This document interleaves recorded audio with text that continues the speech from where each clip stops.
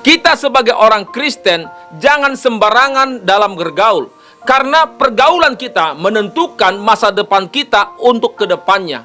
Itu makanya firman Tuhan mengatakan dalam 1 Korintus pasal 15 ayat 33, janganlah kamu sesat, pergaulan yang buruk merusak kebiasaan yang baik. Jadi orang yang salah pergaulan itu orang tersesat. Makanya berhati-hati dalam bergaul. Kalau kita bergaul dengan orang rohani, kita akan menjadi manusia rohani. Kalau kita bergaul dengan orang duniawi, kita akan menjadi orang-orang duniawi.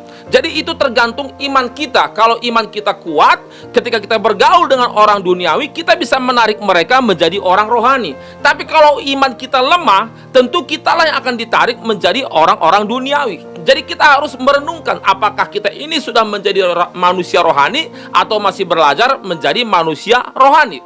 Jadi saya akan ambil sebuah cerita, yaitu tentang pergaulan, di mana ada satu keluarga punya burung beo, yaitu dia memiliki 5 burung beo. Dan burung beonya ini selalu memperkatakan perkataan-perkataan yang tidak sedap didengar.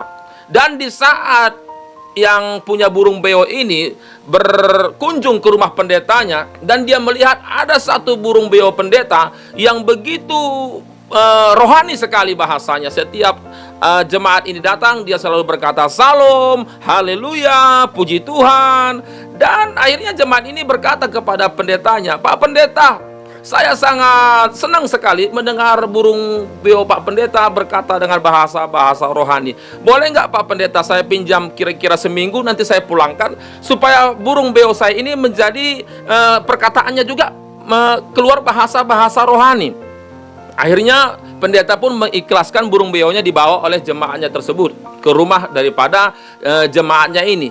Dan akhirnya setelah seminggu kemudian dipulangkanlah burung beo pendeta ini, dan akhirnya digantunglah di depan rumah. Dan ketika pendeta ini baru pulang dari pelayanan, dan di saat dia burung beonya melihat pendeta ini sudah sampai di depan rumah, akhirnya bukan lagi kata salam, haleluya, puji Tuhan yang terdengar, tetapi keluarlah bahasa-bahasa yang tidak sedap didengar. Kurang ajar kamu, oh ini keluar bahasa-bahasa binatang, semua keluar. Jadi pendeta ini heran, loh burung beoku ini kok bahasanya kok nggak rohani lagi, kenapa sampai bahasanya bahasa-bahasa yang tidak sedap didengar. Dan akhirnya pendeta ini berkunjung ke rumah jemaatnya, dan belum pun dia masuk ke dalam rumah, terdengarlah bahasa-bahasa cacian, makian semua. Sehingga dia pun langsung mengetahui ternyata burung beo Pak Pendeta ini terkena pergaulan buruk.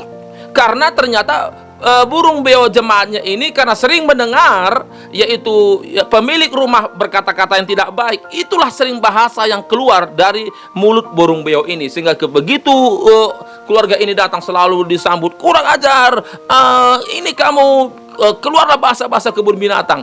Jadi akhirnya pendeta ini langsung mengerti, oh rupanya jemaat saya ini selama ini rumah tangganya tidak harmonis. Sehingga dari sini diambil kesimpulan, ternyata burung beo ini kena pergaulan buruk. Jadi sekali lagi, hati-hati dalam pergaulan. Hati-hati dalam pergaulan, karena pergaulanmu menentukan masa depanmu ke depan.